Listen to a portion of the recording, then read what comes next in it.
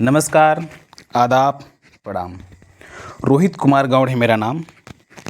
आज मैं आप सभी को इस तकनीकी के माध्यम से आप तक अपनी आवाज़ इस मातृ सम्मेलन पर अपनी माता के प्रति कुछ भाव को प्रकट करता हूँ। आप लोग ध्यान से सुनिएगा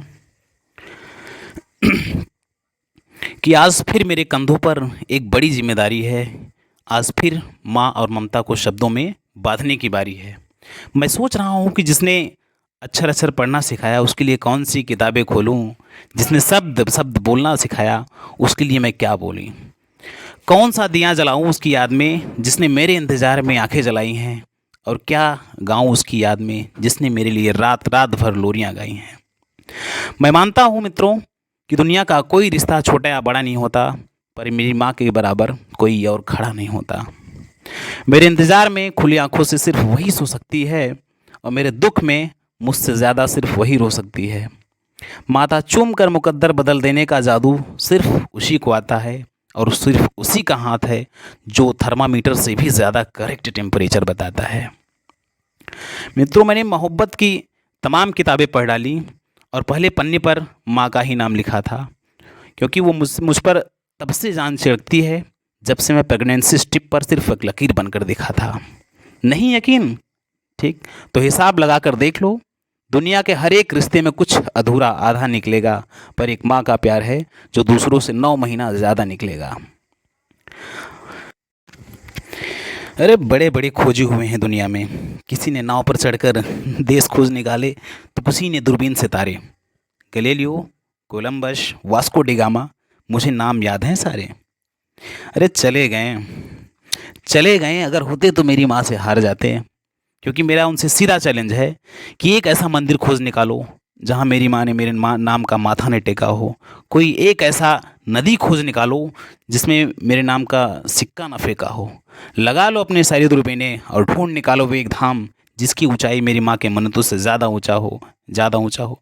वो एक पेड़ जहाँ मेरी माँ ने मेरे नाम का धागा न बांधा हो। ढूंढ के बताओ वो एक दरगाह जहाँ जहाँ माँ ने मेरे फूल न चढ़ाए हों, और ढूंढ के निकालो वो एक गुरुद्वारा जहाँ मेरे नाम के लंगर न खिलाए हों। अरे हुए होंगे बड़े को बड़े खोजी 30 मार खां, लेकिन दुनिया की सबसे बड़ी एक्सप्लोरर है मेरी माँ। माँ जहाँ कहीं भी है उसे मेरा वंदन है। देश दुनिया के किसी भी कोने में है उसे मेरा अभिनंदन है। पर हमारे भारत देश की माएँ अब क्या बताएं, एक से एक वीरांगनाएं। एक वो झांसी की रानी जिसने अपने बेटों को पीठ पे बांधकर अंग्रेजों के तार खोल दिए। दूसरी वो जीजाबाई जिसके एक इशारे पर छत्रपति शिवाजी ने मुगलों के ताज तलवारों पर तौल दिए। एक वो शकुंतला जिसके पुत्र ने अपने लड़कपन में ही शेर के दांत गिनकर अपने शौर्य का ऐलान कर दिया। तो वहीं बेचारी पन्ना जिसने अपने के चिराग को बचाने के लिए अपने कोक के दीपक को दान कर दिया। कोई कहाँ तक गिनेगा और मैं कहाँ तक गिनवाऊँ। बस यही समझ लो कि भारत के जैसे ही बेजोड़ हैं भारत की माएँ। खुदा कहते हैं कि खुदा हर जगह मौजूद नहीं रह सकता, इसलिए उसने माँ बनाई है। सैकड़ों बार ये कहानी हमने सुनी है, लेकिन इसके आगे किसी ने ना बताई है। ठीक है, आज मैं आपको सुनाता हूँ कि ऐसा नहीं मित्रों कि माँ को बनाकर वह बहुत खुश हुआ होगा। माँ को बनाकर इंसान ईश्वर बहुत खुश हुआ होगा, या फिर कोई जिसने मनाया होगा।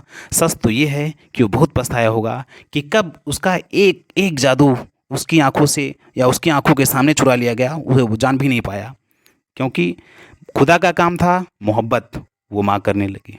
खुदा का काम था हिफाजत, वो भी माँ करने लगी। और खुदा का काम था बरकत, वो भी माँ करने लगी।